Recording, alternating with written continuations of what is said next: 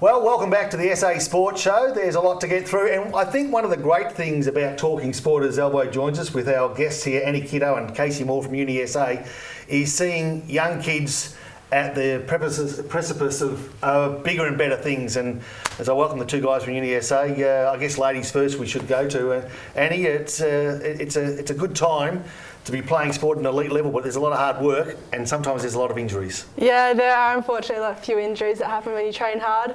I currently have 2 stress fractures in my right foot, so all my running's on hold at the moment, but hopefully we'll be back soon.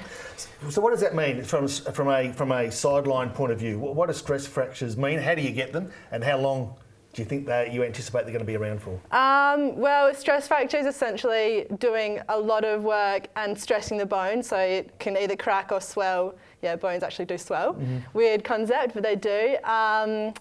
And then if you just keep running on it or playing sport on it, it will eventually crack to a full fracture. But luckily, if you get them early, they're just a small little hairline crack in a bone. Mm. Usually you have to be in like a moon boot or a cast for about 6 to 8 weeks. Mm-hmm. So that's happened for 6 weeks. And now I'm just doing a bit of swimming and a bit of bike riding to build up my fitness again. No gym work? No, not too much gym work. Yeah. As a runner, I don't do a lot. Really? No, not overly a lot. Just a few drills on the lower body work, but yeah. Yeah. And Casey, volleyball, you do gym work? Probably not as much as I should, but yeah, I mean, anything from running on the sand sort of to build up my muscles in my legs to make me jump higher. Tell me your height. About 186-ish. About the same height as me, about 6 foot. Yeah, that's a Collingwood 6 foot. Yeah. But you know what, surprisingly enough, it's a good point about the height, Elbows, because the height of volleyballers is a crucial part. In fact, you'd be quite a short volleyballer at the elite level at least. Yeah, on my team I'm actually one of the shorter ones, which is kind of surprising. But yeah, usually, I mean, at the elite level, they're definitely, you know. So what attracted you to volleyball? Started playing in high school. It was just like one of those sports that we played, and just continued. I've been playing for about 10 years now. So it's actually quite skillful, isn't it? I mean, it's just not a matter of going whack. There's a lot of. It's a team situation, and do you practice those strategies? Yeah. So there's a lot of like set positions in volleyball. So there's pass hitters, your setters, and your libero, which is like a specialist backcourt player, and you all sort of have your specialised role within the team. And Annie, you don't have to worry about that sort of thing, do you? No, you just run for yourself. Just run laps. Yeah. So what's a normal training week for you when you're fully fit mean? Given that you're a middle distance runner, so that's 4s, 8s, maybe 15s? Yeah, so 4s, 8s and 15s. We train 6 times a week, once on the track at the SA Athletic Stadium. Yeah. So it's quite a heavy training load actually. So is it more endurance? Is it sprint work? Is it a bit of both? We've got a bit of both. We incorporate hill training, which is quite crucial for your speed and strength. We've got 1 speed session a week and the rest is endurance running. What about the quality of competitors here in SA? Usually that competitive, if you've got a competitive group, it means that there's natural improvement. You get dragged along with the group. So at the moment, one of the guys I train with is working towards the Paralympics in Rio, which is really exciting for him. Yeah. Men's middle distance running, especially in Adelaide, is like really thriving at the moment. We've got awesome runners. Mm-hmm. The women's is lacking a little bit, but it's building up slowly, which is good, with lots of juniors coming through. So how far do you want to take it? Oh, I'd like to go as far as possible.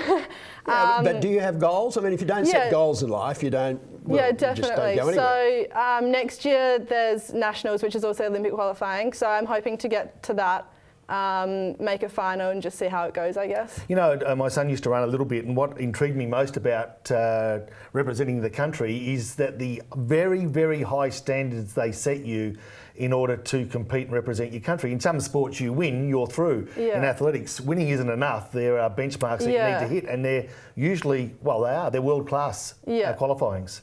Yeah, so even if you don't place top 1, 2 or 3, you still may not go because you have to hit the right time for either an A or a B qualifying. Yeah. A B qualifying usually isn't enough either. If there's already 3 A qualifyings, you won't get in. So what, from a time perspective, we're usually just talking about seconds or sometimes hundreds of seconds. Yeah. From your perspective, what sort of improvement do you need to see over the journey? About a 10-second drop in the 800. Yeah. Considering I've only been running the 800 for about a year, it's sort of on the way there, I guess. Okay.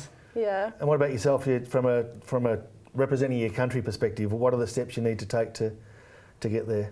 I'm not too sure really, but I mean there's local contests Sure. and then playing like nationally and I guess getting identified, I guess. So where on the court are you positioned? Like you're not a spike.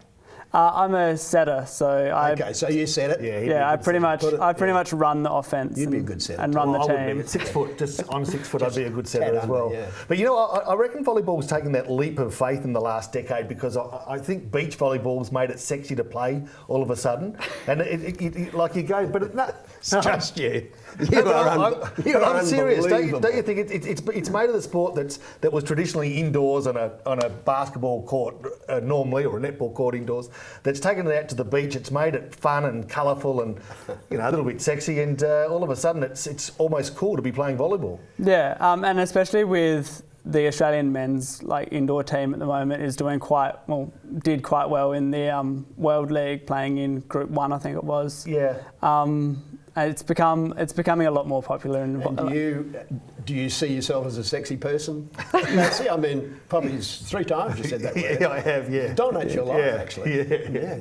But no, that's an unfair question. But it's He's not bad. I think he'd do all right with the chicks. Oh, no question. Is it a sport that you find has shown a fair bit of improvement here in SA over recent years? I mean, is there a lot more competitors wanting to play? A lot more participants? Yeah, there seems to be, especially at the junior level, there seems to be a lot more kids playing. It's sort of when they transition from juniors to seniors that we've seen the sort of decline in numbers, just from them leaving to play other sports like your footballs and your... Yeah, and if you want to play the best, you only play volleyball year round. Yeah. And yourself, your athletics year round. I think you just need to be absolutely committed these days if you want to achieve it either national or international level. Yeah, definitely. I think so. Yeah. I think so. Well, good luck, guys. There's exciting years ahead, I'm sure. absolutely. Exciting years ahead. Good luck. Thanks for joining us. The guys from Uni SA. Here on the SA Sports Show, we'll be talking loads more sport straight after this break.